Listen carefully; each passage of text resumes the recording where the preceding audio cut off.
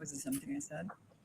Hello, and welcome to the Mercury retrograde version of Spiritual Interactive Panel. I am Kevin Ross Emery, your Mercury retrograde inhibited, didn't hit the live stream go button host of this event today.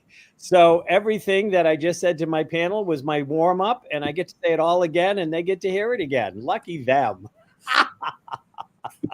So today we're talking about animal communication. I do want to remind everybody on 9/15/24 at 6 p.m. right here, wherever you're watching it, we will be back for Spiritual DNA with Benjamin Kibbe, Raina Wilson, myself, and a TBA or TBI, to be announced. TBA, no TBA. Anyways, yes, and Mercury will be direct by then. Oh! Nice. What I'm going to do is I'm going to go around and do a quick name introduction, and then I'm going to let each of our animal communicators tell you how they got involved and what they would like to share with you about animal communication. And we'll end with myself. And by that point, I'll be like, yeah, what they said. So, I'll just be, kind of, no. And remember, you can ask questions at any point.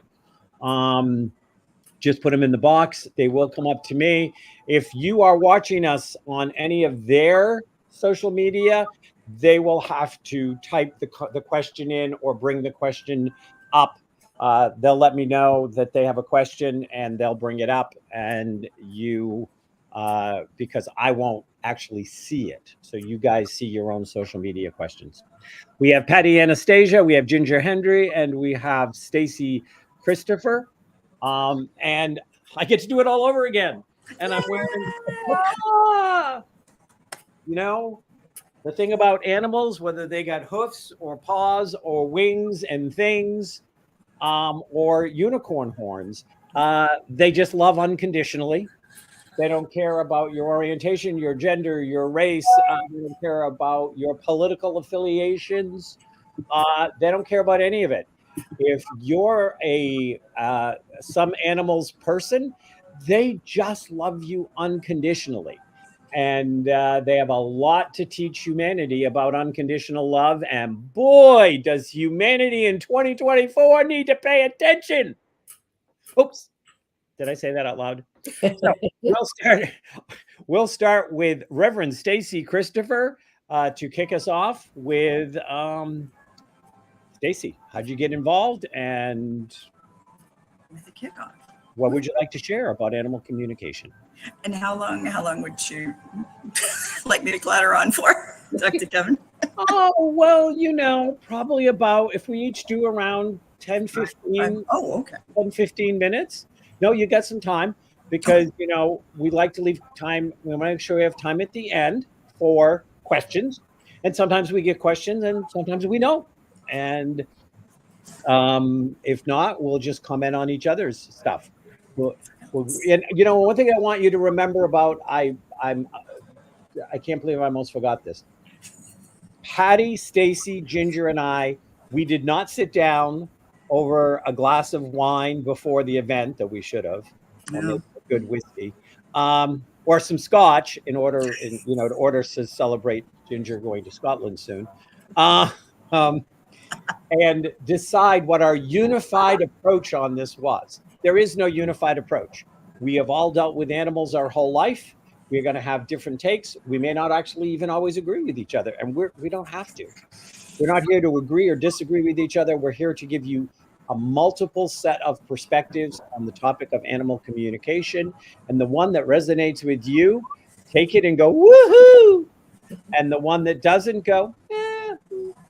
And if there's one that gets you a little hot under the collar, well, that's what ice cubes are for. Stacy, you're up. Right. Thank you.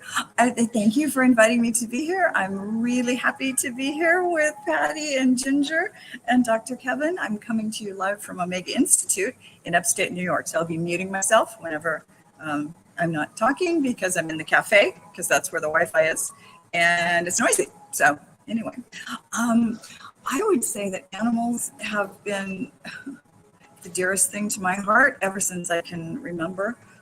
Even when I was a child, and especially when I was a child, I remember having full-on conversations with the animals around me, also with the trees and the fairies. And it wasn't until I was, I don't know, maybe 8 years old that I realized other people didn't do that, from some of the looks I got when I told those stories. So it's like, oh, I felt sorry for the people, honestly, who didn't have that line of communication open, because animals have been the best and dearest and truest teachers in my life, and have taught me so much about love and loyalty, and being in the moment. And there's that cartoon that says that the best thing I learned from my dog was to just kick some grass over that and keep moving. So yeah, I try to emulate animals as much as I can, and I hope that I can reach that in some incarnation along the way. When I learned Reiki about 20 some years ago, I started doing it on animals, and just that closeness. That was when I really understood the reciprocity, like the energy flowing between us, and was getting I knew what they were saying. I knew what they were thinking. I could tell what they were feeling. And that was so, as an introvert and kind of a nerd, I'll out myself there. They were so much easier for me to understand than people most of the time, because their hearts were so open, their needs were so simple. They just want to love and be loved. They're just happy to see you. They need to go out, they need to eat, they need to go to sleep. And I'm like, oh, I can relate to that so much more than a lot of the human stuff that I see. And it was probably about 10 years ago when I adopted this guy, who's opera, and I got tattooed over my heart when he crossed the Rainbow Bridge from a rescue. And I started just imagining sort of what his life would have been like before he and I encountered each other, because I recognized him as a teacher, as somebody I had probably shared lives with at some point. I do believe that our loved ones, including and maybe especially our animal companions, that we get together between the lifetimes and decide what we want to do this time around, what we want to learn, what we want to achieve. And this guy, Howie was his name, and it suited him perfectly. Howie. He just would tell these stories of the people he'd met and the things he'd seen. And I could just see them through his eyes and feel them through his heart. And then I adopted another little girl named Lola, who came to me at a shelter I was volunteering at, but through a dear friend of the family who passed away much too early, and he had volunteered at that shelter with his mom. And so my first volunteer shift there, this little female just came running at me from a place hiding behind the couch. Nobody had ever even seen her, but she just came and hung on me. And I said, oh, okay, well, he told her, go with them. They'll take care of you. And it was because of her that I became a vegan.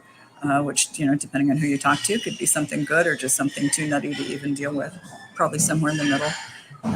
But I thought that she had gotten out one night because the smoke detector was going off and beeping. And I thought, oh God, she went out through the dog door when I wasn't home, and maybe something attacked her because I couldn't find her. After I looked for her for so long, and just came back crying because I couldn't find her, just absolutely weeping with imagining what might have happened to her. I got into bed and pet up on the bed and lick. She'd been hiding under the bed where I couldn't find her with the flashlight. Didn't want to come out when I called her because clearly the smoke detector was irritating her. But then when I went downstairs and looked in the fridge the next morning, I opened the fridge and saw the animal products I had in there, and I just went, oh my God. And that was the story of my veganism. And so it happened just right like that. And then once I got into mediumship more, I could feel people's beloved animal companions coming through most of the time before I could sense their people. And honestly, in my experience, a lot of people are happier to hear from their animals in spirit than they are from their people sometimes. but just the love, the pure love, I do believe that they're much more ascended as spirits than we humans can be most of the time. Because speaking for myself, I can be pretty thick about things, but animals just get it. They just love. They're here to love and be loved. And so I still do. I do Reiki, and there for a while I was only doing it on animals because of a lot of stuff going on in the world and the country. And I was like, you know what? I'm sick of people right now. I'm only going to work with animals. But then I met my teacher, Tony Stockwell, who I'm here to see this week, and he brought me back around to people. So, okay. But animal communication is really where my heart is. So I can't wait to hear what Patty and Ginger have to say about that.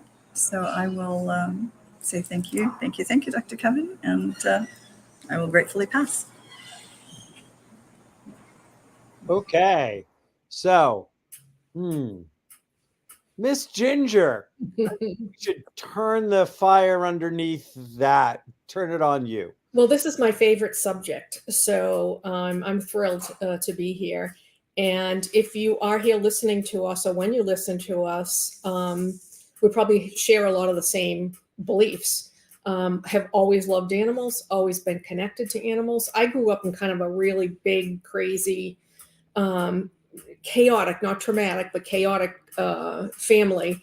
And I was always really close to the animals. And so that really never changed. But I did all the traditional things. You know, you go through school, you go off, had college, and then got into corporate and whatnot. And I was in a corporate job selling. I was like a sales manager in the telecom industry for over 20 years. And I was so fried. I couldn't even do it anymore. And, I had to really sit and think, what do I want to do like with the rest of my life? Because it's not going to be corporate. I can't do it.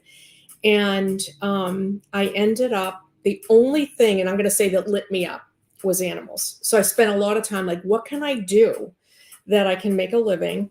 My kids were little then, that I can have some flexibility and, whatnot. And so I looked at all different things with animals, and I ended up opening a pet care company, and we did pet sitting and dog walking. And it was in that I had that for 16 or so years, and I had people that worked with me, and I loved it, except for I worked 7 days a week, and I got tired then too. But I just recognized that same kind of bond I had with my guys growing up, I had with other people's animals as well.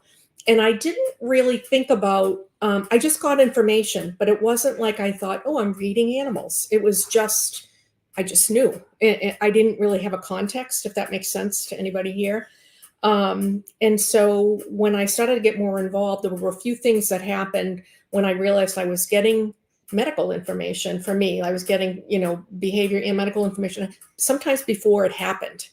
And when I started to slow down, and I had been doing work with somebody intuitively. So I had, was learning different things and opening up and whatnot, but hadn't connected those two pieces. And so that's really kind of what I did. I started to work on animal communication and some other intuitive work.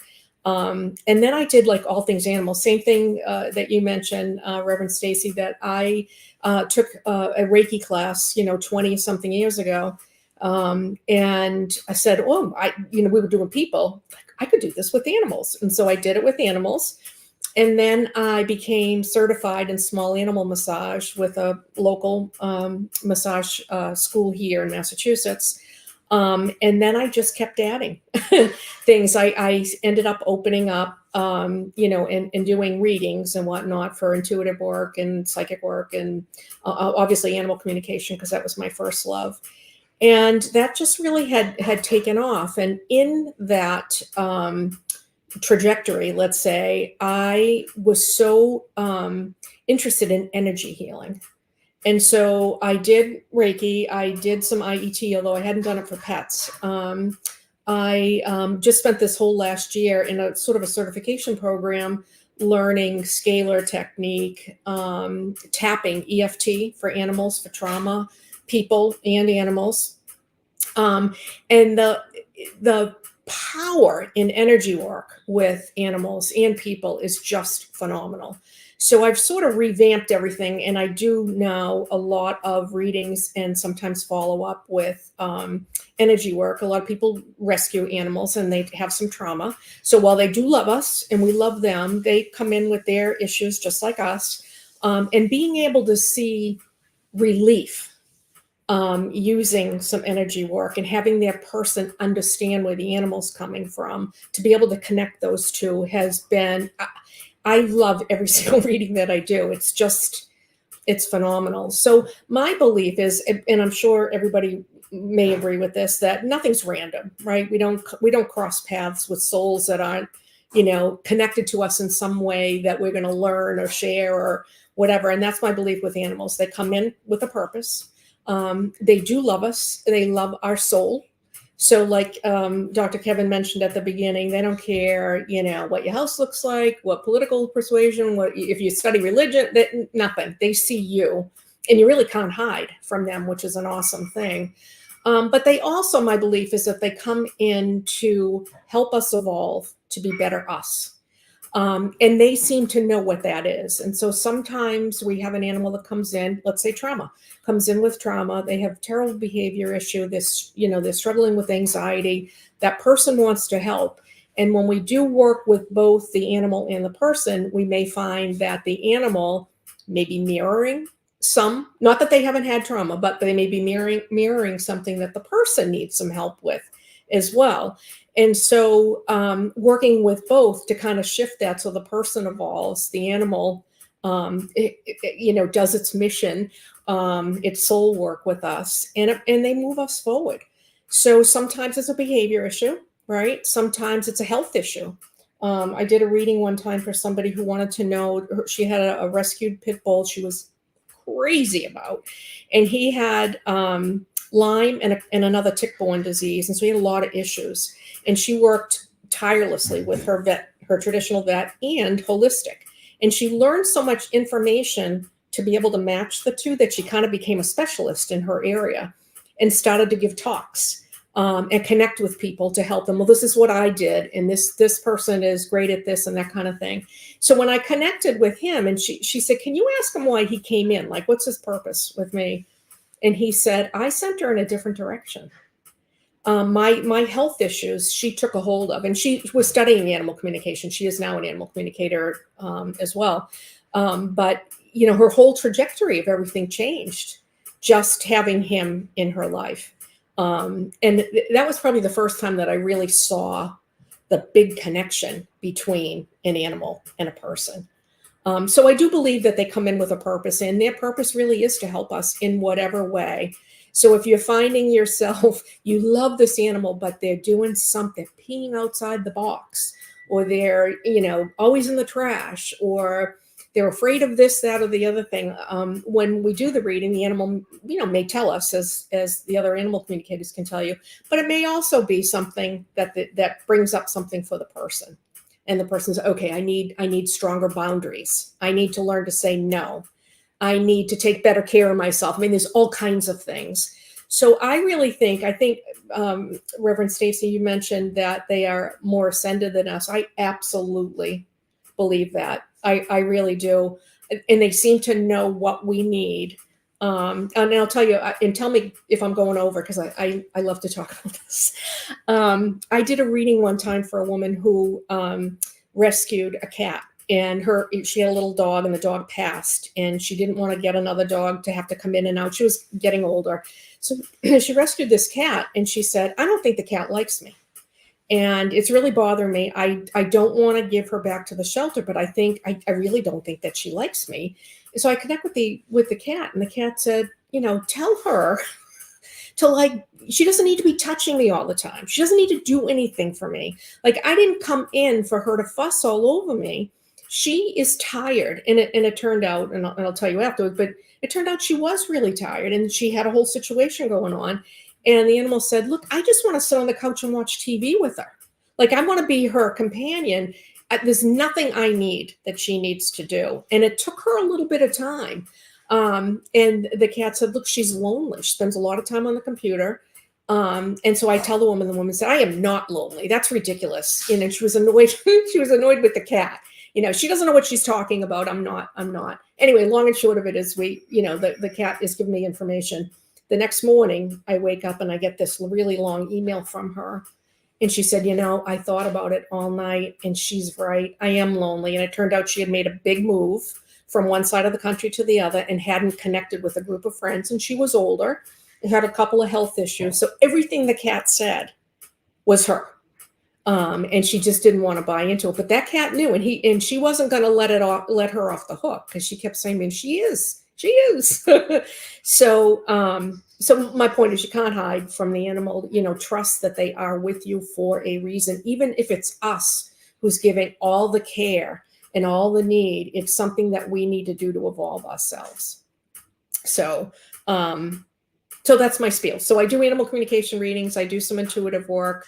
I do a little Akashic record work and some mediumship, but most of what I do is animal communication and energy work, and teach animal communication. So thanks for having me here, because I could go on, but I won't, because it's Patty's turn. But thank you. Well, thank you, Ginger. And no, you didn't go over. Don't worry about it. This first part of the SIP is all about people being able to just absorb all of our different stories, our points of view, our wisdom, so you're doing just fine. You weren't too much of a chatty kitty. Don't worry about it. And speaking of chatty kitties, hey, Patty Anastasia is up on the plate. Hi. Oh my goodness. I'm so excited to take a big sip of animal communication. And I'm loving Reverend Stacy. Just wonderful. Love what you have to say. And Ginger, what a gift. I got goosebumps all over. Animals they're just amazing. I, like you guys, have always spoken with animals in spirit all my life. It was the natural thing for me. And I, too, was very surprised when I found out that everybody didn't. And this was when my dog, Putzi, noticed that I was running into the street when I was about 6. And there was a car coming. And so she tackled me, this big boxer, right? Tackled me, paws on my shoulders, looking at me like, and I could hear her, do not ever cross that street without looking both ways. And then she got off and she went over, she said, come here, I'm going to show you. And so she taught me. We stood at the side of the street and she said, look that way, look that way. Okay, we crossed, and we turned around and she's like, show me you can do it now. And I did it, and we walked back over, and she went over and lied down. She was like, her job was done. I'm like, wow, that was so cool. So I went and I told all my friends, and they told their parents. And well, let's see, I'm 58. So that didn't go over so well at that time. And, unfortunately, I lost a lot of friends. So I learned that, it was an uncomfortable thing for a lot of people back then to embrace that spirit world. And so being very dyslexic and ADHD and bipolar and all of these things growing up was very difficult. So animals were really my best friends. And whenever I was having a difficult time, I would always have a bird there or a dog there, or some animal would come to me and comfort me, talk to me. It was huge. Putzi would be at my window when I was in grade school. When I was struggling in school, and all of a sudden I'd look, and there she was at the window, peered in, this boxer with the pointy ears, and God bless her. She just made everything okay. I'm like, all right, I'm okay. She created this safe environment for me. And what I've come to realize is that animals really, I like to talk about vibrational frequencies, because they function at such a higher vibrational frequency. They're like at 500 hertz. That's the hertz of love, the emotion of love. So that makes sense, right? Cats are right about that as well. Horses are like 600. Dolphins are 700. 700's joy. How much joy do you feel when you're watching dolphins, right?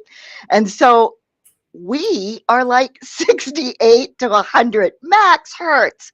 So whenever we're around animals, their vibration is always higher. And since we're in this third dimension, the physics rules work, and that is the higher vibration will always raise the lower vibration, and then together we create a new resonant frequency. And so it's always healthier. And definitely, like Ginger, you were talking about how they mirror, our illnesses or our spirit jobs, I call it. They assist us in whatever it is that they're having issues with, because we're so motivated with them to do everything and consistent and maintain it, right? Not like with ourselves, but with our animals, we'll do that. And all of a sudden, because we're doing that with them, we become healthier. I wrote a book on Heal with Your Pets, because I absolutely believe that pets bring their humans to us. They refer their humans to us. And because they want, these issues that they're having are issues that we're having. I had this client that had this dog that, they were like 10 years old. It was a collie, beautiful collie, big collie. And all of a sudden just was incontinent and just was not functioning right, just was, not really with it. And the vets couldn't find anything. Blood work was fine. Everything was fine. So she's like, last resort. She comes to me and she's like, what do I do? Well, which I'll tell you this story in a little bit, but I had just adopted my dog, Ladybug. I mean, literally that week. And so I go into a meditation a lot of times, especially with health issues, and I start doing healing. I became a Reiki master myself about 20 years ago as well. So I do that. And I also work a lot with gemstones on healing pets. And so, I use that high vibration healing of gemstones. So I went into meditation. I was doing this, and all of a sudden, Ladybug steps me aside. She comes into my meditation, steps me aside, and then her and this dog's guides took this dog and put it on like an altar. And I'm like, ooh, are they transitioning over the Rainbow Bridge, right? And no, the guides are, and all of a sudden this gush of fluid happened. And I'm like, wow, what was that? And then they moved away. They're like, come in and do your stuff. So I went in, chakras, balancing, healing, doing all my stuff, came out of meditation. And at that time I was just doing the healing work on them. And then I'd record the session and because I still wasn't confident in myself. And I just sent it to the people. And she contacted me back and she's like, oh my God, that whole story. She's like, he's not incontinent anymore. He's fine. He's back to his old self.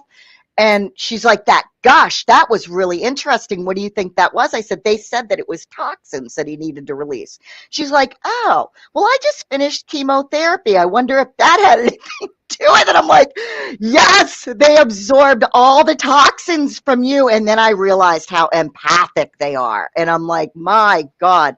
And what happened was Spirit started downloading all of these wonderful tools, one of which is harmonic energetic setup. I call it HESU. It's literally ground, connect, filter, clear, balance, and heal. Create a river around them, and then give your energy back to them, give their energy back to them, call your energy back to you, and create the river between you so that there's space.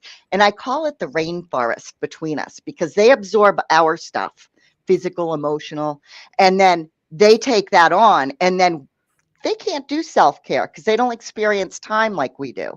So they can't choose to do that. Like we can choose to do something, even if we choose it right now, we're still choosing it. We need time, right? Well, they don't have that concept of time. So we've got to do that for them. So because I call the perfect empath, that's one of the tools that I really work to help people to teach. And guess what happens when we help them to keep their energy clear? Boom, so do we. And now you've got this quick little maintenance tool: ground, connect, filter, clear, balance, heal. I mean, boom, it's wonderful. It works so good. And that came from the animals, And so that was one. Another story, which was really amazing, was a woman, she had just lost her Pomeranian. And oh my God, she was just heartbroken. It's one of the jobs that I cherish, is working with people that are going through transition with their animals or afterwards and healing from that.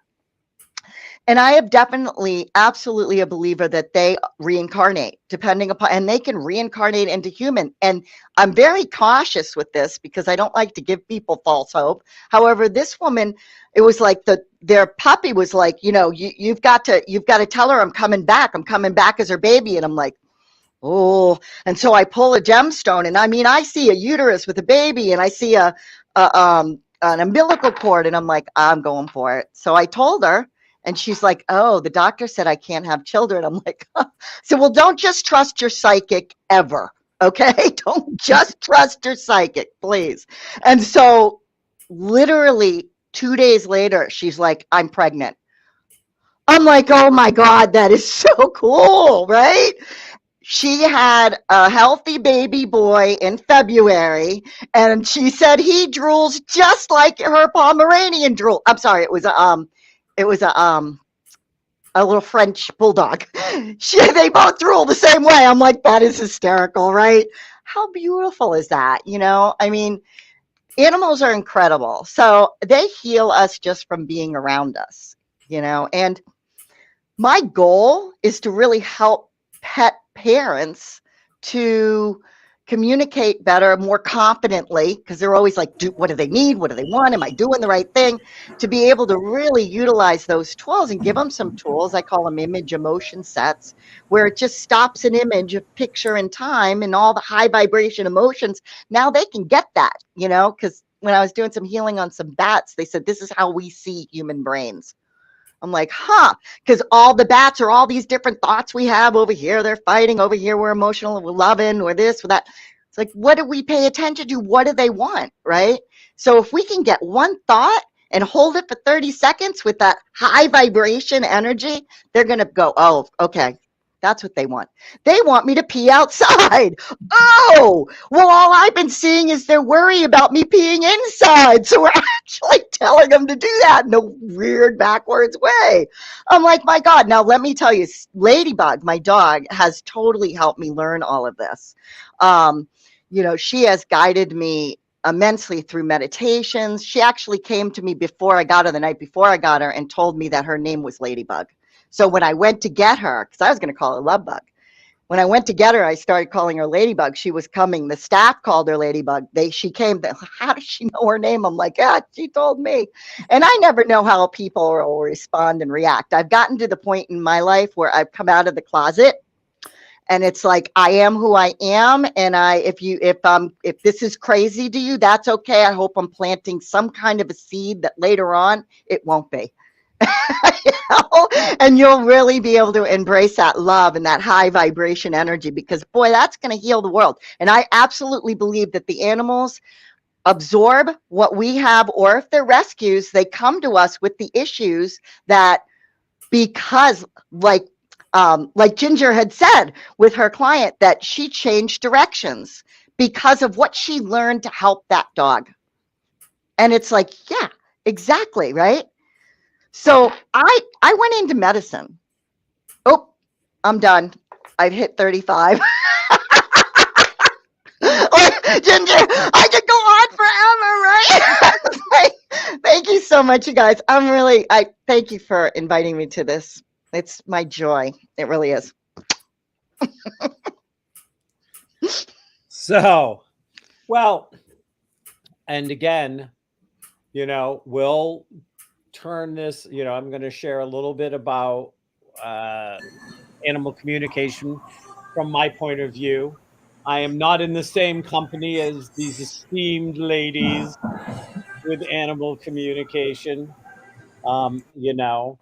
I speak semi-fluent arf arf and very fluent meow, but I really speak best.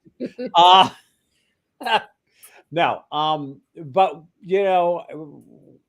depending on the questions that come in, I've got a couple of questions in the wings for us to answer. But my journey with animal communication, and if you go to my website, if you notice, I've been putting everyone's website underneath at there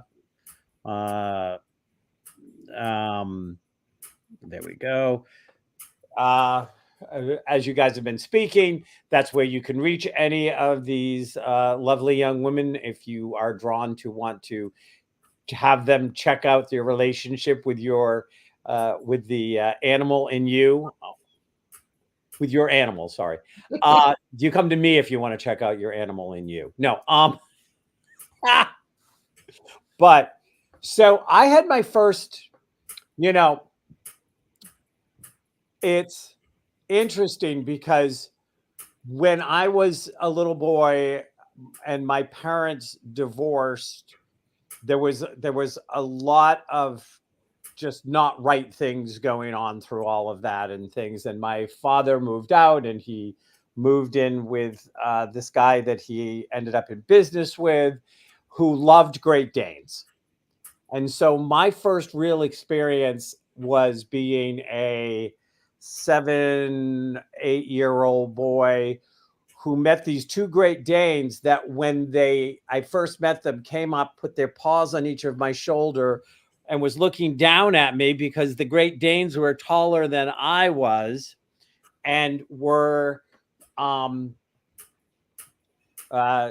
literally drooling on me.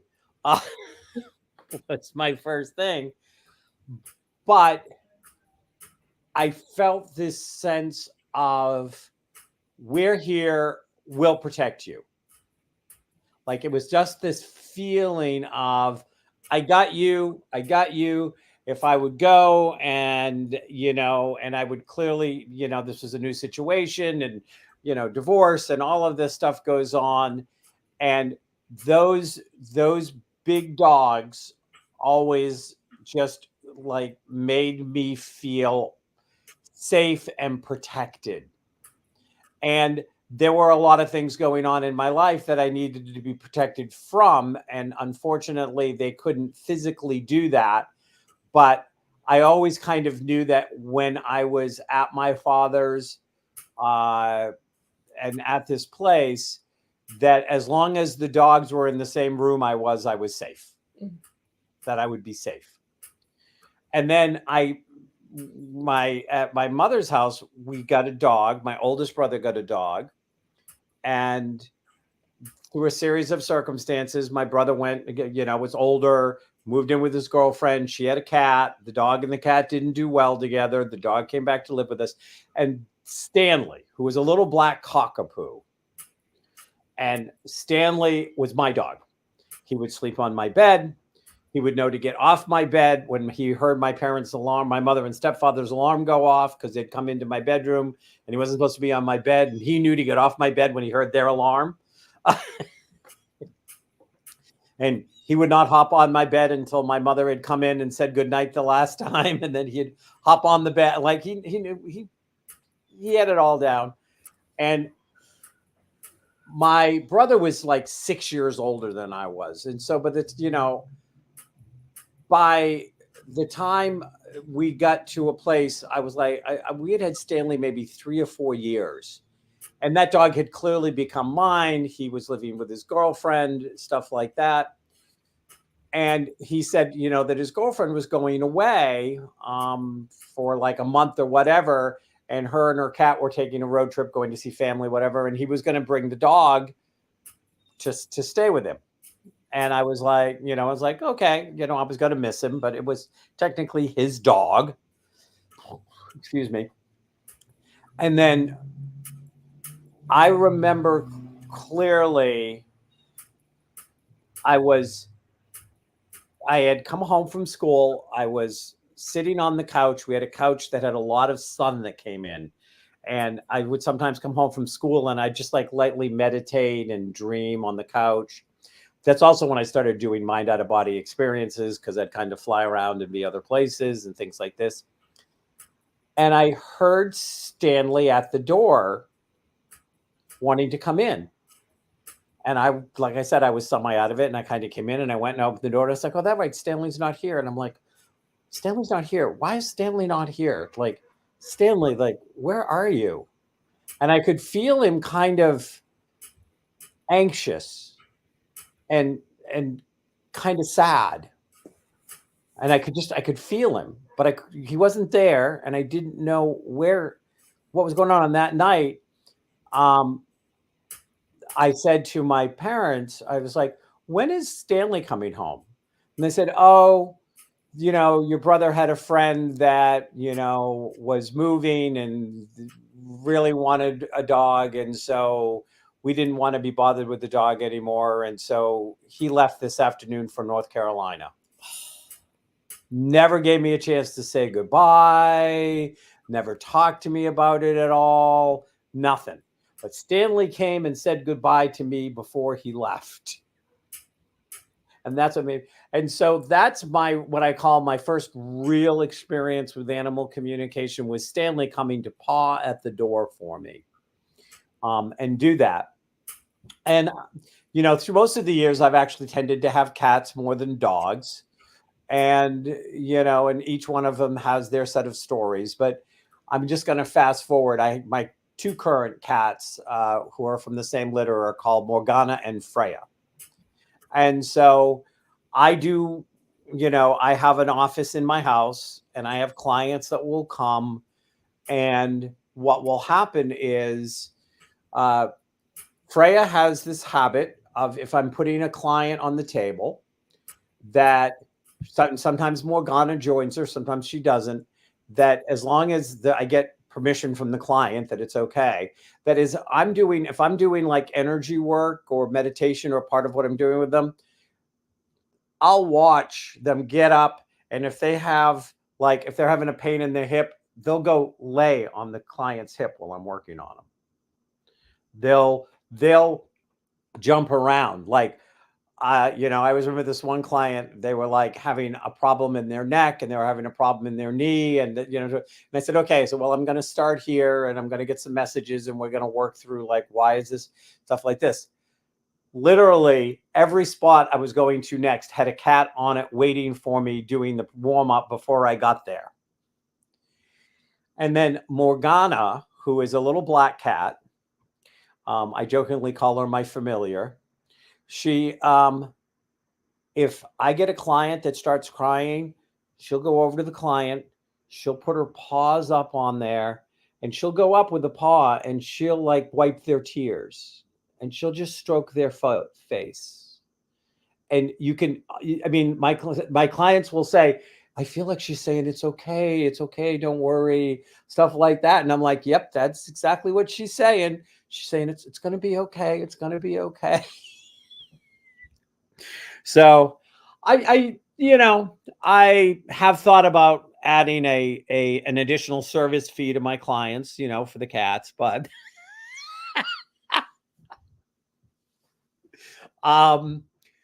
but my take on animal communication, and I don't put myself out as an animal communicator. You're not going to see it on my website. I do it for certain clients.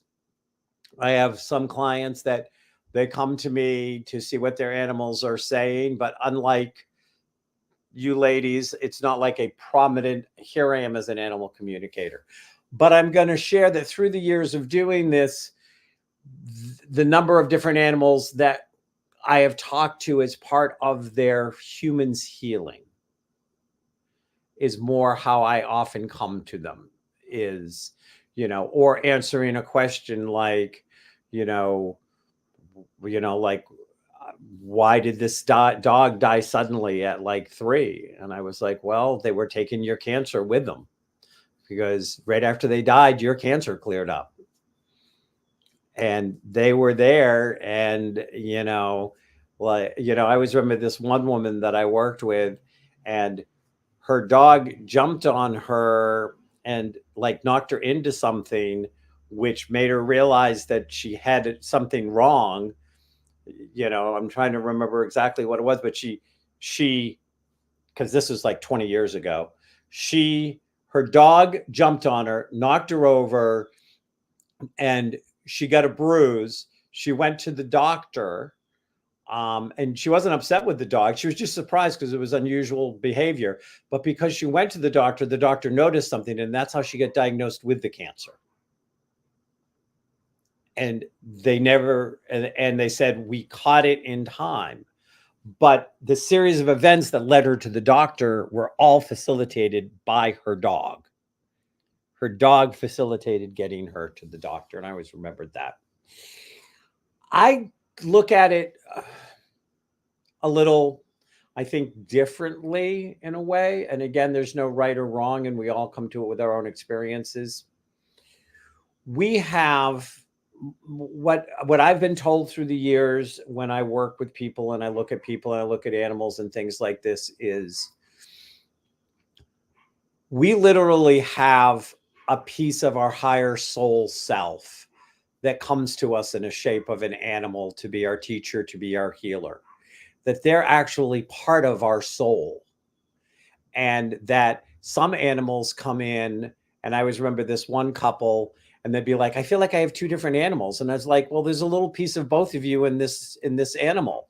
And this animal is serving both of you. And so they're one way with you because that's what you need. And they're another way with this one, and that's what you need. And when you get into these, you get into these fights, sometimes the animal gets in between you and will just like tell you both, back off, calm down, be cute. I'm cute. Notice me. Stop this. And stuff like that. And I go, so I kind of look at the animal, the dog Stanley that I had some piece of me in me to help me as part of who they are. And that Stanley might have come back as my cat Angel that I needed that had a different part for me.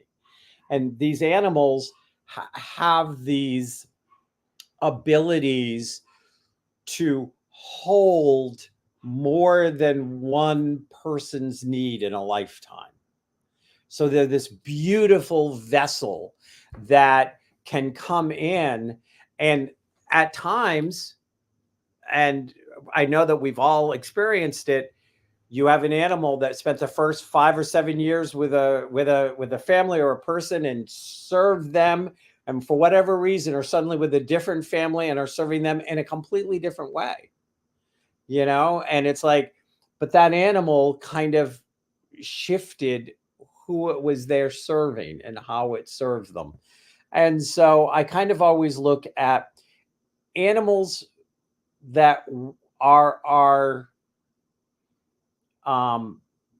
that we're their person, when you're an animal's person. It's really clear that, Ladybug has ownership on Patty and she just has to, behave herself. Right? Or whoever. That is us taking care of us in the form of this beautiful animal. Speaking of an animal, my two would be here, but I'm in a major house reconstruction and my babies are with their grandpa who adores them, taking care of them so they're not in the chaos of my house reconstruction. Or they would be right here with their face in the screen as they have been in many SIPs or radio shows. And so that's how I kind of look at it is we have animals that don't have a person are just pure messengers of spirit. They're just here, and they're here to give us guidance, and they're here as a kind of spirit guides, and they're here as kind of mentors, and they're here to try to give us messages in general.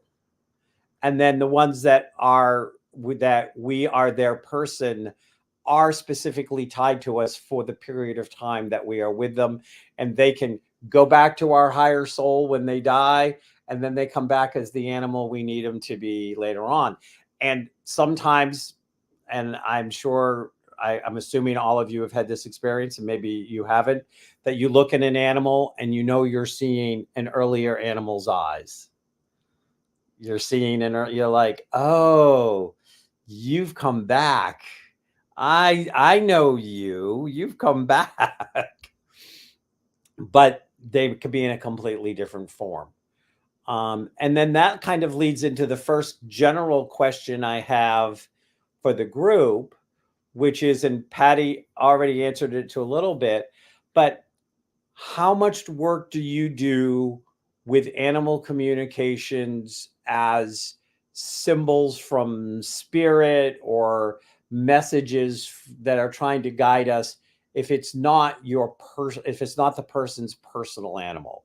Do you get into like animal interpretation as a greater symbology or not? And whoever wants to answer that question can just like come off mute and start to answer it. I'm not sure exactly what you mean. When I do animal communication, it's different for me than mediumship, where in mediumship you open up and whoever comes through comes through.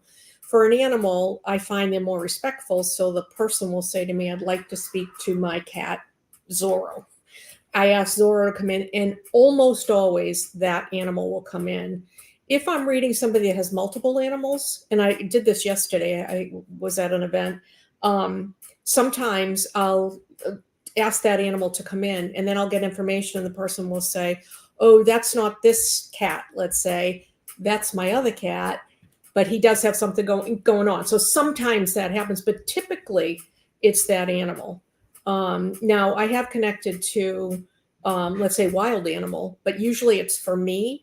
I had a really strange, I had a hawk. I live in a condo on a very top of a hill with it's all conservation land around. So there's lots and lots of trees. And one day as I was pulling out on my lamppost in the front yard, there's like it looked like a filial. It was a hawk sitting on the very top of my lamp, just watching me as I drove by. And I was on the phone, so I didn't connect at that time. I thought, I took pictures. Oh my God, I can't believe that. With all the acres of land around, why is he not in a tree? Why is he on my lamppost? There's 100 condos here. So anyway, I came back later on that day, and I was sitting here in this room, and I have skylights up above, and all of a sudden I was on the phone, and I looked up, and I saw like a wing come up to my roof it's a cathedral ceiling, goes up like this. I saw like the wing, and it looked like a hawk. And then all of a sudden he leaned over, and his feet were gripping the side of the roof, and he looked in the window right at me. Like we were like, I couldn't believe it. And then he went back up, and I was on the phone. I was trying to say, it was my brother, oh my God, there's a hawk on the roof, and he's looking. And then he did it again. And then he left. And so after I got off the phone, I did connect with him, and he was talking to me. I had a situation going on separate. And I said, are you coming to me? Because the hawk symbol, right? The spirit animal is when you're in a situation, they like you to look from a higher level, see your perspective from a higher level is usually one of the messages. Is that why you came? And he said, yes. But he said, what I wanted to say to you was you and I are the same. We're strong. We're resilient. We are the same. And I was blown away. So that message was for me at a time that I really needed to hear it because I really needed to hear that. So for me, it's that. I'm not exactly sure what you mean, the symbology. Is that what you mean, like spirit animal? Yeah, spirit animals. Okay. I mean, I was talking about, do you do work with spirit animals? And, that's a great case. I know sometimes when I'm sitting here, I'll be sitting here with the client, especially if a client is very in tune to animals, that I'll have certain birds or whatever, just as I say something, and they'll go, I looked up and I just had this cardinal looking right at me. And I was like, oh, yep, there you go. And this one means this, and this means that. And, but also when I do visualization work for my clients, or sometimes when people do an everything, like if they're doing like a straight up old fashioned psychic reading with me, I will get animals coming into the visual to give them the message of what they want. So the animals will come and I work with them about how to understand, how to interpret the animals and the spirit animals and what are they meaning. So it becomes a tool in their tool belt. And so that's part of what I was talking about. Patty, Stacy, either one of you have anything you'd like to share on this topic? I'd love to jump in, if that's okay, Reverend Stacy. You good? Okay, cool. Yeah, I love what both of you said. yeah, I communicate a lot with animals. I like to go to the zoo and do gratitude healing work and bring people there and teach them how to do that and teach them the appreciation instead of just that low vibration. Oh my God, they're in the zoo. I'm so sorry. It's like, no, they're there to connect with us at a higher evolution as a spirit animal. And I'm not saying every situation is good. However, when we bring our awareness, especially through spirit animals, we bring the solutions there too. So that's one way that I work with spirit animal energy. The other one, and I like what you said, Kevin, as far as like giving people a new tool, because it really is, our animals want to talk to us. They want us to understand. So what tool has I've developed, or I've kind of fell into really, is Google. My best friend now is basically, if an animal crosses my path and I just draw my interest, I will look it up. Squirrel, spirit animal, and I'll do it every time because sometimes it's different. And just read the first message, because you know what? They're going to give you the first message. They're not going to confuse you. One first message. And then that's how I teach people to use spirit animals as wild animals. However, they also, people talk about having dreams and different animals come in, or like you said, when I'm doing readings and working with people, other spirit animals will come in. And you know what I found is pets have their own spirit animals.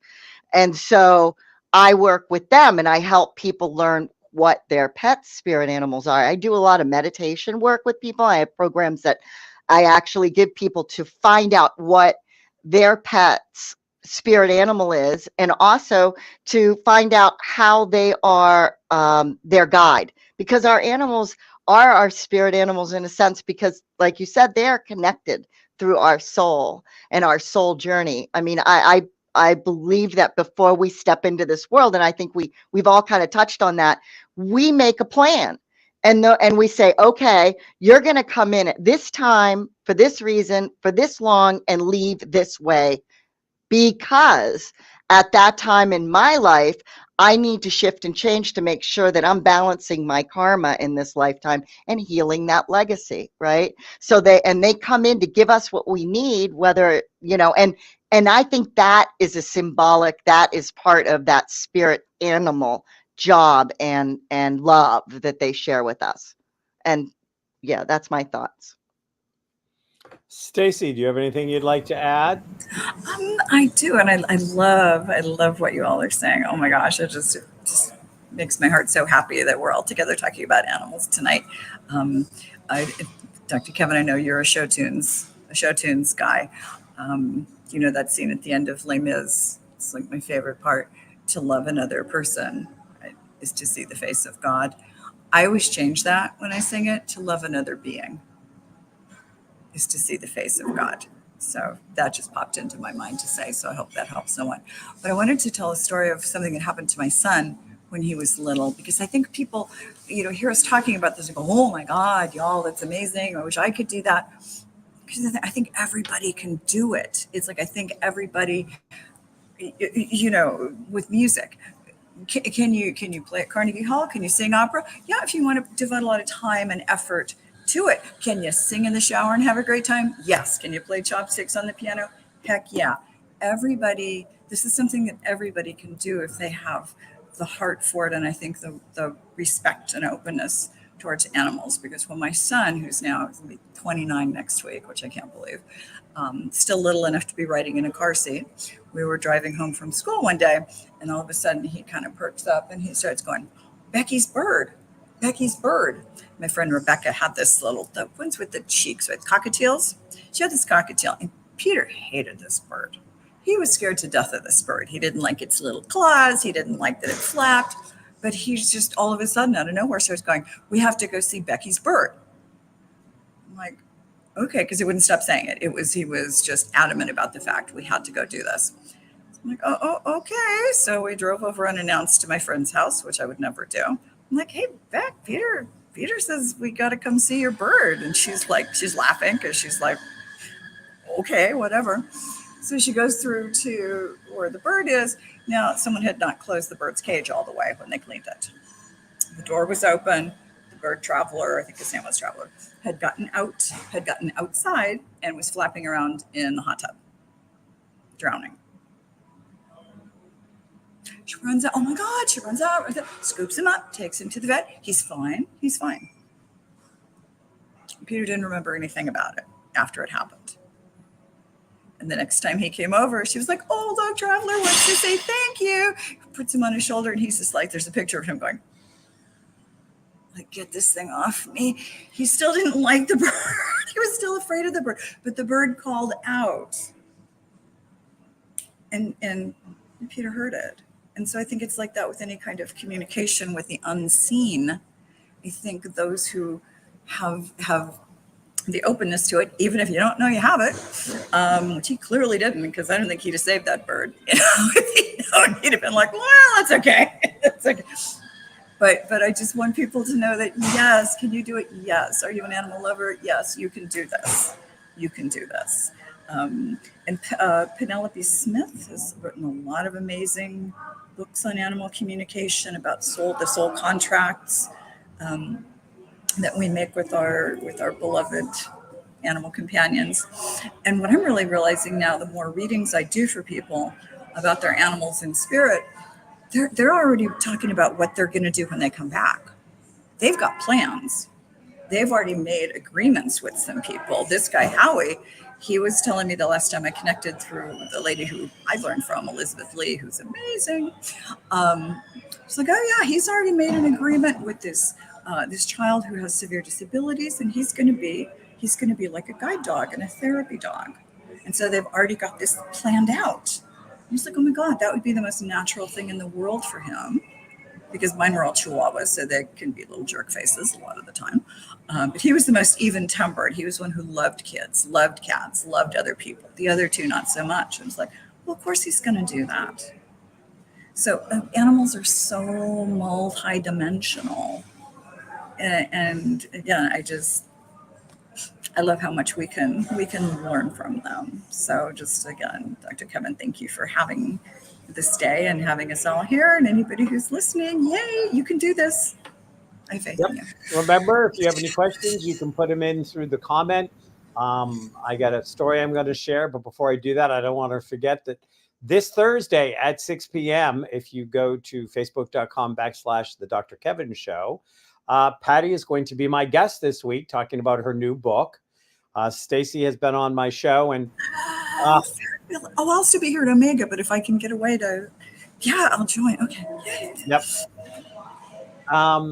So we and it was a long time ago you were on my show, Ginger. Yeah, it's been a couple of years. We might have to talk about having you back again. But yeah, Stacy was on my show a couple of months ago. And Patty's going to be on my show this week. So this Thursday, 6 p.m., we're going to have Patty on talking about her book, her new book that's just out. So I have an odd spirit animal story. So probably about a year and a half, maybe 2 years after I started my current practice, which is now in its 34th year of me doing this work full time. I had this kind of like set of incidences that were drawing me I say drawing, maybe pushing was a better term, pushing me towards opening up to the Native American side of my family lineage, which I had we never talked about. I mean, they're both passed on now, but I had two aunts that you would have thought were full-blooded Native Americans every summer. I mean, they literally, like the facial, the cheekbones, the coloration, everything.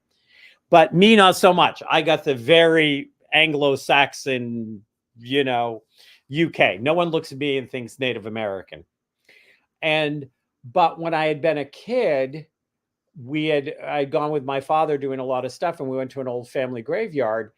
And I was doing gravestone rubbings, and I had rubbed I had saw this gravestone of my great grandmother, and her name was Mahala, and I just was fascinated. And I did a gravestone rubbing. I put it up literally over the head of my bed, so I had a gravestone on the head of my bed. I can still tell you what the thing said, but what I found out years later was she was full-blooded Micmac. And she had married into the family, and she was actually, I think she was a great grandmother, whatever. But, but I'd always been drawn to her. And so now I'm doing this as a living, and I'm fully into it, and I'm getting kind of pushed. And I had this psychic reading where I was at a fair. We've all done this, I'm sure. And it was a little slow. And so we traded readings. I traded readings with somebody I'd never met before. And she actually said, there's this woman that wants to talk to you, and her name's Mahala. And I was like, Mahala? And she's like, yeah. Now, I hadn't thought of this grandmother. I hadn't thought of this for like 10 years at that point. I'd never thought about it, but gravestone rubbing had long been put away and stuff like this. But as soon as she tried to pronounce her name, I knew exactly who she meant. And she said, well, she's offering you a family Bible, but she's also offering you a medicine wheel, and she's offering you this and offering you that. So I get involved. I get invited to go to a Native American men's weekend to be a teacher, to teach at a Native American men's weekend. I was there to present about feminine masculine balance and the importance of embracing both sides of your energy, no matter what your gender. And the shaman that ran it, who was also a full-blooded Native American person, had heard me speak and wanted me to come and speak to these guys that went to this island once a year, and had this Native American men's weekend. And so they're bringing me in, and I didn't really want to do it. My business partner, and I called her my spiritual wife, a woman named Dara Jane, was like, you got to go. You got to go. You know, you're resisting it. You got to go. You got to go. You know, you're resisting it. And so I went, and, and I have to say, I had this whole thing of, oh, great, I'm going to spend all weekend. They're going to love having this very outspoken and very lively gay man there, as they're all going to be like, woo, me and Jin. I was like, I had all these nightmare thoughts of what this was going to be like, all of which were wrong. I'm the first one to admit I was all wrong on it, all my fears. But I go into this weekend, and part of the thing is that the elder would go in and do this deep meditation for a couple hours, and he'd get people's medicine name. And every year, the people that went would make an offering to this guy to get his medicine, to see if their medicine name was available for them. So I'm like, he ask everybody does this offering before he goes in. I'm there, I haven't taught my stuff yet. And he kind of looks at me specifically, and he goes, do you want me to see if you have a medicine name waiting for you? I was like, sure. Yeah, whatever. Sounds good. I was like, sure. And of course, I think I upset a few of the people that have been coming for years that, knew all the traditions. And I'm like, I don't know, Jack. I've just been invited to speak at this weekend, right? I know nothing about anything going on here. I'm just the entertainment, right? So he comes back. He gives all these people their medicine name. And then I was the last person. And he said, I have a medicine name for you. And I was like, okay. And he described the image, and it's this image of this big cloud in the sky in the shape of a wolf's head. And it had a little hole right where the eye would be that the blue was shining through. And he said, that my medicine name was Wolf Cloud. And I was the white wolf with blue eyes. And that's how I appeared. What he didn't know is for at least a year, I had appeared, especially with kids that I was working with, because I've always had some kids in and out of my practice that I've worked with kids especially, but also some adults. If they were having problems with nightmares or things like this, stuff going on, I'd always say, I want you to know that if you're in a nightmare, that if you look, I'm there and I'm keeping you safe and it will be okay. And I had on more than one occasion, somebody come back to me and go, well, I had a bad dream, but you were there. And I said, so you saw me? And he said, well, I saw you. You were this white wolf with blue eyes, but I knew it was you. And I had been told that by a few different people. And this guy had no idea that I had ever been told that. So when he goes, you are the white wolf with blue eyes and your medicine name is Wolf Cloud, meaning healer and teacher from on high in this lifetime, I was gobsmacked. And that's how I met my totem animal and my thing and my spirit animal. And, like I said, he had no way of knowing. So that's my little spirit animal story. And I used Wolf Cloud for a while. I mean, I actually had a really nice sign made up and stuff like that. But then I got so many people giving me so much grief that I was doing cultural appropriation that I just wasn't worth it. So I stopped. So I just, I share it with the open-minded who understand I'm really not appropriating anything. I'm accepting a gift that was given to me. And there's a whole world of difference in that. So, I still don't have any comments from the crowd. We've got a little bit more time if we choose to want to use it. I'm going to come up with, is there anything that anybody wanted to ask each other? Like, did somebody say something and you go, oh, I'd like to know more, or I'd like us to talk about that, or I'd like to respond to that. Does anybody have anything that they would like to share or ask of the other people?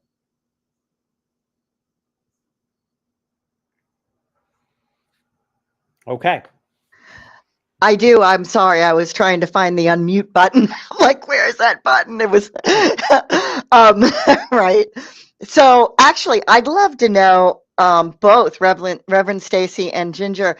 Like, do you work with transitioning animals with their parents and like grief work? And what do you guys think about that? And do you have any like words of wisdom for people that are going through this grief process? Go ahead, Ginger. I was going to say, I do. Usually somebody's coming to me as they're either trying to make a decision or they feel like it's getting close. And sometimes it's just happened. And when we connect with the animal, or when I connect with the animal, there usually is a message around the passing. And a lot of times the animal will give me, let's say, guidance for the person on how to maneuver and process the grief. And they almost always, I get the same message to tell my person, the passing is so peaceful. It's like walking from one room to another, and that heaviness, the physicality, what held me back is gone. And then I am joyous. I am, 100% myself. And the essence of myself, and I'm still with them. And I'm getting that a lot, and I think it's because it's probably a message for me in some way, but I grew up Catholic, like a lot of people. And so, I am more spiritual. I'm not particularly religious, but a lot of times when you think of heaven, when you think of the Rainbow Bridge, you think of whatever, I always think, I'm looking up here. And I get recently, tell my person, I'm here. I'm right here. They can't see me because of the vibration rate, but I haven't left. And I have found that is helpful. And the other thing is, it's not tough love. I don't know what the right word is, but to tell people there is no easy way to get through grief. You really need to feel it. And most of us don't like to feel it, so we try to outrun it. We try to distance ourselves, but the true healing is in feeling. And understanding that I have to do this to be able to move beyond it. And they're usually that's a matter of fact message that comes. Is that what you meant, Patty? Yeah. Yep. So I'm going to let Stacy share what she would like. And then we have a question that came in, and I'll put the question up on the screen after you. The music has started here in the cafe, which is awesome. It's House of the Rising Sun, which is one of my very favorites. I have had the honor of being with my own animals as they've transitioned, and with other people who are going through that process. And what I know from the animals on the other side is that they remember it as, I fell asleep in your arms. And that's it. And sometimes they'll even say, I know how hard it was for you, and thank you for letting me fall asleep in your arms. It's very, as a person, speaking from my own experience, I will say, I can drive myself just around the bend thinking, should I have done this? Should I not have done this? Was it this? Was it that? Coming back from them, it's all love. It's all love. It was time for me. It was time for me. And now, like one of my dogs always comes through as there's little contrails that come out of planes that you see up in the sky. And it's like, I know he's showing me, like, I can run so fast again. You know, my body it's like I have puppy body again. I'm running and I'm going so fast. But it's that. They want to come through showing you, look, I can eat everything again. Look, I'm with grandma. Look, I'm with Bobby. Look, I'm with my friend. They come through with so much love and so much joy and gratitude for us, because they do understand that it was hard for us. And there's a girl online I want to give a shout out to. I would love to know her in person, but on Instagram, she's Rainbow Bridge Raina. I think it's Rayna or Raina. She's not an animal communicator or a psychic, but she started this whole persona of the concierge at the Rainbow Bridge. And it's like, oh, your animal wanted me to tell you something, and they wanted to thank you for doing this. They wanted you to know that they understood how hard it was for you. And she does that because she's gone through this process with several of her own pets. And so she knows all the things that we need to hear as humans. You know, that there's nothing to forgive us for, because it's just love. It's just love. And so she runs, I think, even online grief groups, pet loss grief groups. So she's a great resource for people who are either approaching that or living through it, or because, you know, it's still as fresh in our hearts as if it was 5 minutes ago, even if it was 10 years ago. But it's just love, and understanding and encouragement, wanting us to go on, wanting us to connect with other pets, wanting us to be happy. So that would be my thought. Okay. It was so funny. I'm going to be sharing a comment from a woman named Raina, but not Raina Bridge, spelled differently. I'm going to go ahead and put it out. Hi, friends, and Reverend Stacy, a friend I haven't met yet. Sending sunbeams and love. Been enjoying the sip with my kitties nearby. Hummingbird flew by and a peekabooed into my window. I know what hummingbird is to me. Curious, since her appearance. What would it mean for you that she appeared? So to me, I would say she appeared to remind you to just stay in joy. That's what comes to me, is just stay in joy. Just stay there. And all that stuff can happen, but you can choose to be in joy even while it's going on. If, you know, and I always say joy is not other than. You can be joyfully sad. You can be joyfully grieving. You can be joyfully angry. Joyful is just that you are fully within the emotion and allowing it to be one with you, and moving and allowing it to move you forward, to provide its service. Just like we talk about animals here to serve us, our emotions are here to serve us too, and they can't do it if we're shoving them down, ignoring them, pushing them aside. So That's my 2 cents. Who else would like to answer Raina's question? I got a hit when I asked the hummingbird specifically what message. They said that there were 2 directions you're choosing and trying to figure out which path to go and to stop and, feel the joy, which was very interesting. I loved listening to Dr. Kevin because he said joy, and it's like, yeah. And they said, pick the path that brings you the joy. And that was the message that I got for you. Does either Stacy or Ginger, do you have anything to add to that?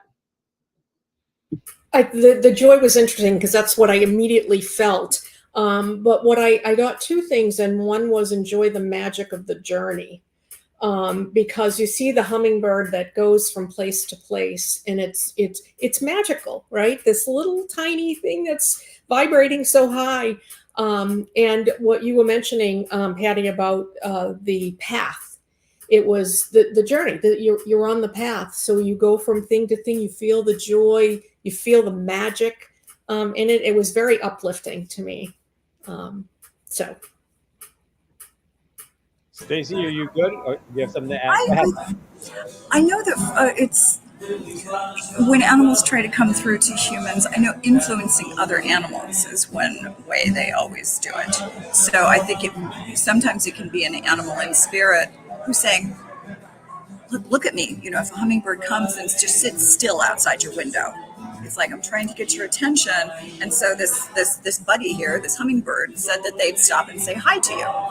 So that's one thing. The other thing is, I think of hummingbirds as especially when they're still, they're saying, it's okay to stop and take a breath. You're really busy. You're going from thing to thing to thing. So it's okay to stop. The universe has got you if you want to stop and take a breath. But also to remind people that the humans are connectors, like the hummingbirds are, right? They go here, they go here, they go here. I think of them as a symbol of connection between other humans in the world and between the seen and the unseen. So that would be my thought. Oh. So I am going to thank you for asking the question. Hopefully that was helpful. You found that helpful. I'm going to do a quick, you can find out more about Stacy at thebloomingmystic.com. You can find out more about Ginger at gingerhendry.com. And you can find out more about Patty by asking Ladybug. Youranimalhealer.com. And of course, if you want to know about me, I'm kevinrossemery.com. We have a new SIP coming up. We have a SIP once a month right now. And the new one is on 9/15/24, Spiritual DNA, 6 o'clock, wherever you're watching it now. Unless you're watching it on one of my guest feeds, you'll find it. If you're watching it on a guest feed, you can always come to facebook.com/New Hampshire Metaphysical and find it there. And it's going to be with Raina Wilson, who asked tonight's question, Benjamin Kibbe, myself, and a to-be announced 4th panelist, maybe not. Sometimes we only have 3, including me. I am going to share one kind of last thought that I had before we wrap down. Well, first of all, I always like to make sure, does anybody have any closing message before we wrap up? Anything they'd like to throw out? Patty, tell me the name of your new book again. I know you're going to be on the radio show, 6 p.m. Eastern Standard Time on Thursday. Name of the book? Heal with Your Pets. And there's my ladybug. Backwards for the dyslexic. I love it. It's great. You're going to love it. There's all kinds of really cool things. So yeah, join us on Thursday. I can't wait to show you. Ginger, and thank you, Kevin, so much. You're welcome. Ginger, Stacy, any last thing? I I would just throw out that if you've ever wondered if your animal knows how much you love them, they do. They do know how much you love them, and they're just here to make you understand more and more of what loving and being loved is about. Thank you. So I had this this story come into my mind, and I'm going to go ahead and close out our animal communication with it, because I think it's also a message that one of the experiences I've had is oftentimes an animal will leave and will leave your life or come into your life because it's a sign of a transition in your life. And, they've done what they came to do, and they can come back at as another animal in your life later. But what they came in specifically to do was, like, that mission was completed. And that hit my personal life here, 8 years ago or so, when I was dating and then engaged and living with my now husband.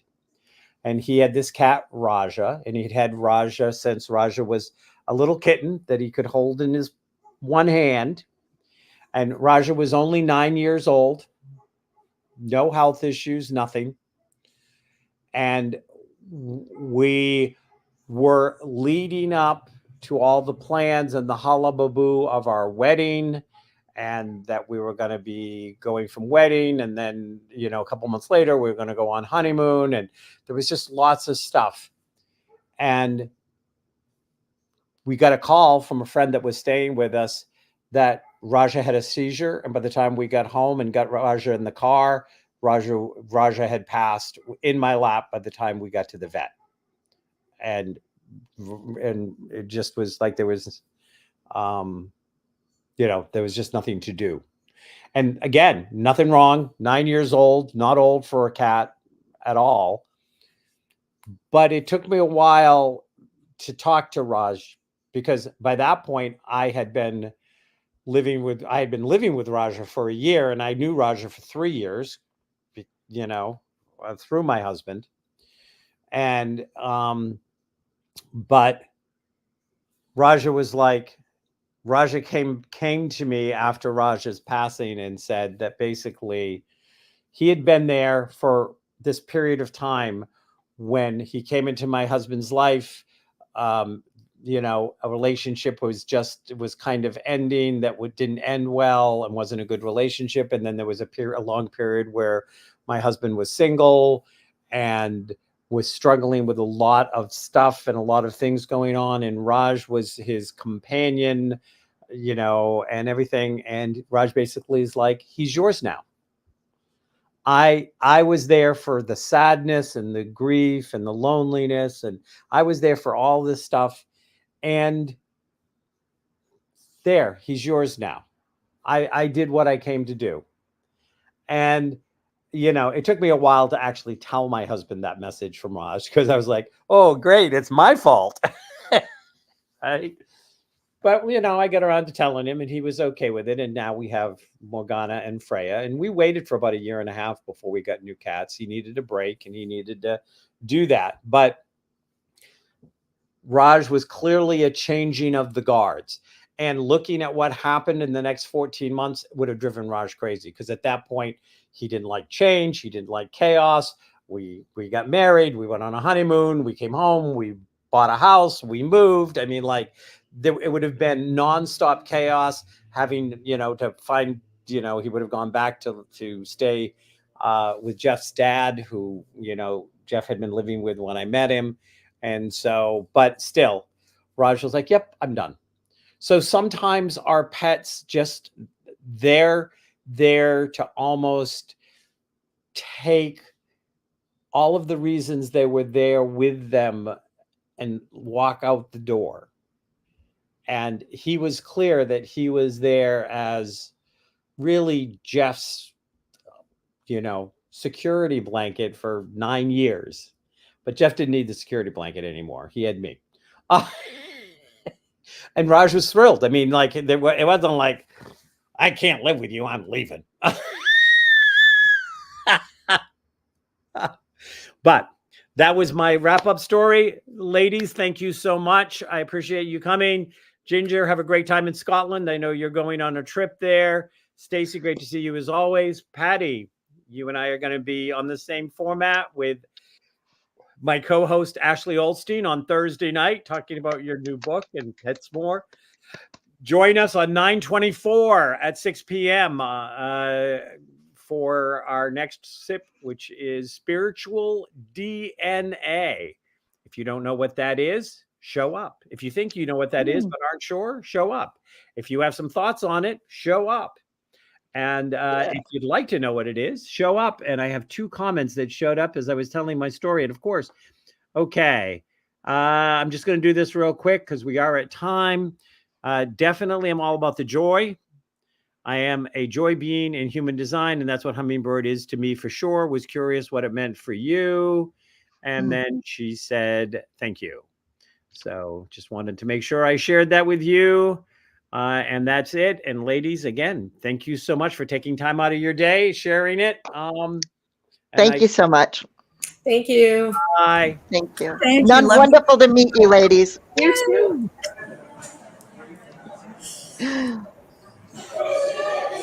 Bye.